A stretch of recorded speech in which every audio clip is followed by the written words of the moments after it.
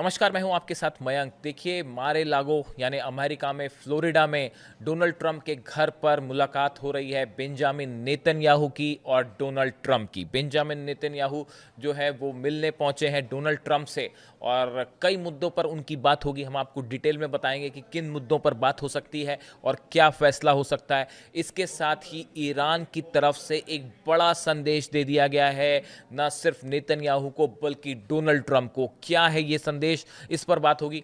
देखिए, पहले शुरू करते हैं ट्रंप और नेतन्याहू की मुलाकात से।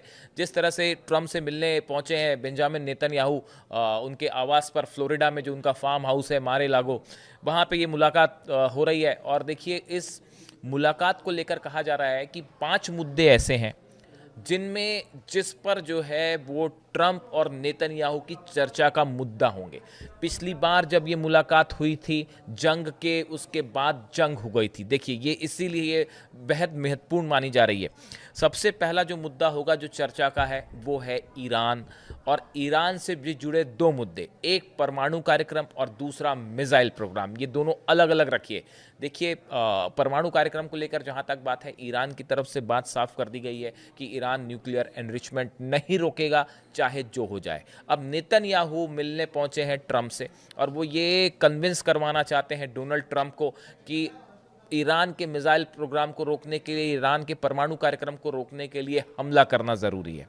अब क्या डोनाल्ड ट्रंप इस बात से सहमत हो पाएंगे? सिर्फ सवाल डोनाल्ड ट्रंप की सहमति का नहीं है, मामला उलझा हुआ इसीलिए भी है कि अगर किसी तरह से इजराइल हमला करता है ईरान पर बिना अमेरिका की मदद के, तो उसका अंजाम बहुत बुरा हो सकता है इजराइल के लिए। देखिए, पिछली बार 12 दिन की जो जंग थी, उसमें जो मिसाइलें गिरी इजराइल के ऊपर, उसके बाद एक बात तो तय है कि अब इजराइल अकेले जंग कतई हमला नहीं करेगा ईरान पर। ऐसा डिफेंस एक्सपर्ट मान के चल रहे हैं, जब तक अमेरिका मदद को सीधे तौर पर ना आए। इसीलिए ये बात कही जा रही है कि नेतन्याहू ट्रंप को कन्विंस करने पहुंचे हैं कि आप भी इस जंग में शामिल होइए। बात नंबर 1। बात नंबर 2, मिसाइल प्रोग्राम। देखिए, जितना गंभीर न्यूक्लियर प्रोग्राम है, उतना ही गंभीर मुद्दा अब ईरान का मिसाइल प्रोग्राम हो गया है। जिस तरह से हमले हुए 12 दिन में, उन हमलों ने इजराइल और अमेरिका, ना सिर्फ इजराइल अमेरिका, पूरे यूरोप और पूरी दुनिया को एक प्रकार से हैरान कर दिया। किसी को उम्मीद नहीं थी कि ईरान के पास इतनी घातक मिसाइलें हैं जो इजराइल में इस कदर तबाही मचाएंगी कि सबके होश उड़ जाएंगे। अब देखिए, ये मिसाइल प्रोग्राम कैसे रोका जाए।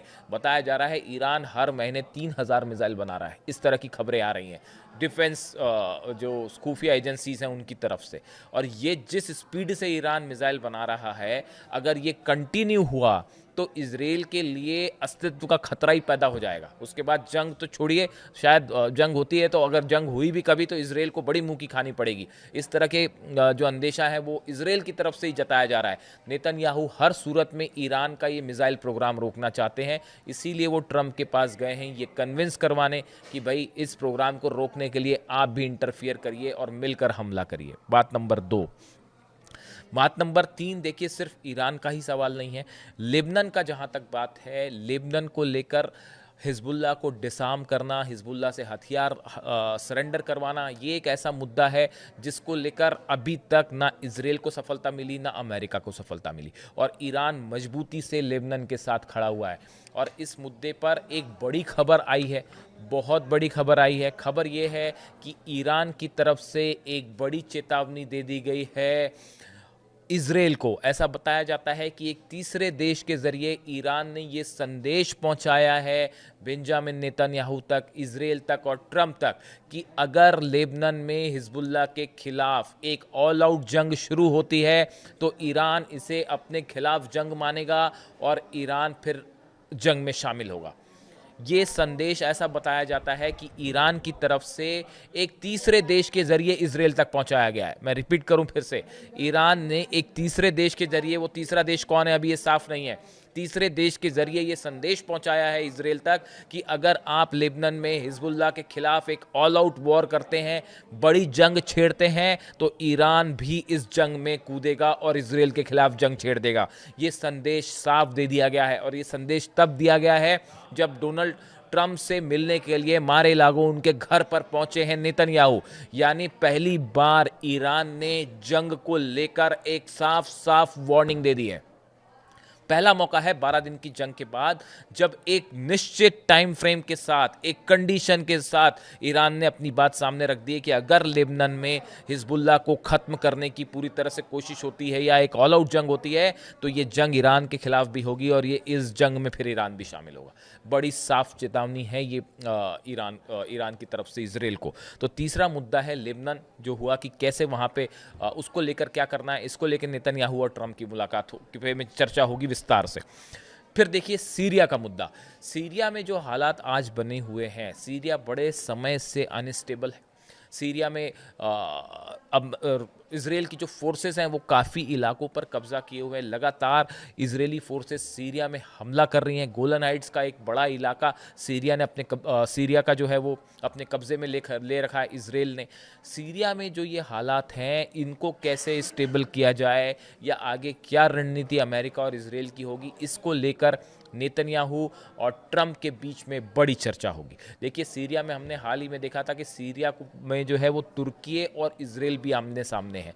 हाल ही में तुर्की के बड़े हथियारों के कंसाइनमेंट को इसराइल ने हमले में उड़ा दिया था, जिसके बाद से तुर्की और इसराइल के बीच में खासी जो है वो तनाव वाला माहौल भी देखा जा रहा है। बड़ी खबर ये भी है कि एर्दोगन जो है वो मिलने के लिए जा रहे हैं ईरान, और उनकी मुलाकात होगी अली खामेनी साहब से।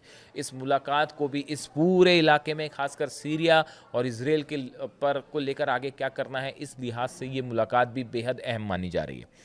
चौथा बड़ा मुद्दा गाज़ा। देखिए जो चौथा मुद्दा है, जो ट्रंप को भी परेशान किए हुए है और नेतन्याहू का एजेंडा वहाँ पूरा नहीं हो पा रहा है, वो है गज़ा। देखिए जिस तरह से एक 20 सूत्री प्रोग्राम जो है डोनाल्ड ट्रंप ने लागू करवाया गज़ा में, उसका फर्स्ट फेज़ जो है वो करीब करीब पूरा है।